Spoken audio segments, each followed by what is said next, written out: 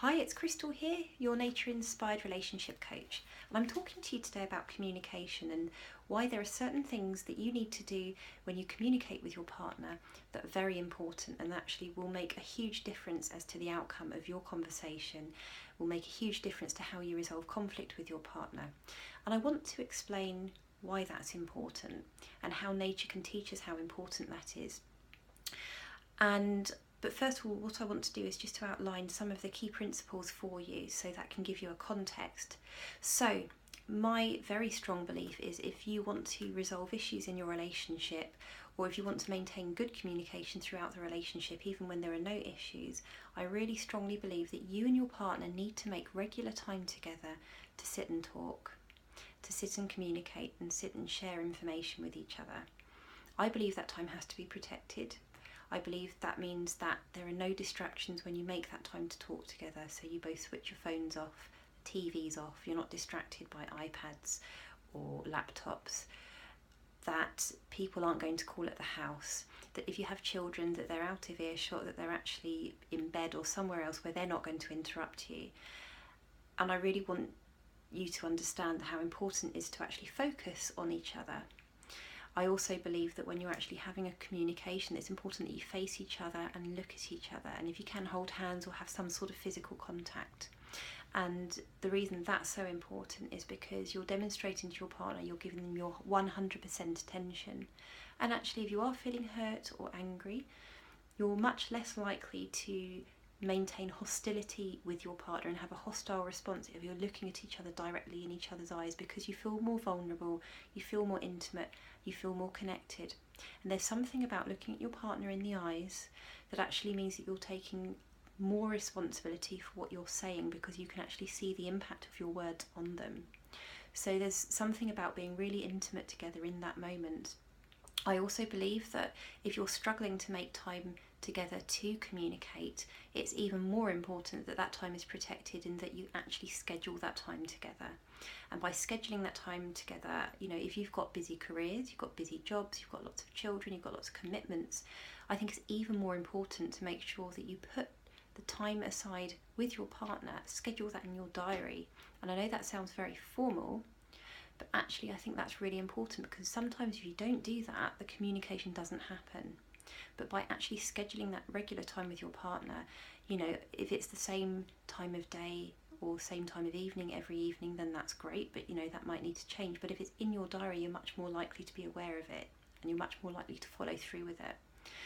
And I think that what you're saying to each other is that if you do schedule that regular time to talk and put aside 30 minutes to an hour every day, then what you're saying to your partner is, this is really important to us. This is a priority. And it has to be a priority, because if you want to prevent issues from coming up in your relationship, or if you want to resolve conflict as it comes up in your relationship and to navigate obstacles and challenges together, it all starts with communication. When that communication breaks down, that's where the problems start. And I see it time and time again with the couples who come to see me for relationship coaching, where they're not prioritising that communication time together. And if it's the root of 90% of your problem, then why would you not put that time aside to talk to each other? Now, I do meet resistance in couples when I say to them, if it's got to the point where the communication has broken down so much that they need to start scheduling time and actually reminding each other and putting it in their calendars or their diaries that they're going to block out periods of time to spend together. Lots of couples really struggle against that, and I always meet couples that have a lot of resistance to that. And I find that really interesting. So a lot of the common complaints are, if we're having a natural, intimate relationship, we want to be spontaneous. We want to be able to communicate effectively all the time. We don't feel like we need to schedule that time together. It feels forced. And that might be true. It might feel forced and it might feel clinical. But if the communication's not happening in the first place, then sometimes that just needs to happen.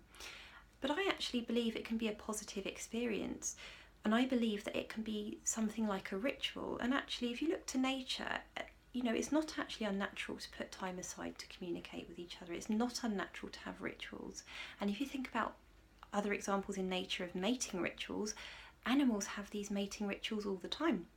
There's actually a penguin called the Adelie penguin, and the Adelie penguin is in the Antarctic, and what the male penguin will do, he will go out and collect rocks for the female, a selection of rare unusual rocks, and she'll line her nest with them, and if she likes the rocks that the male's presented with her, she'll mate with him.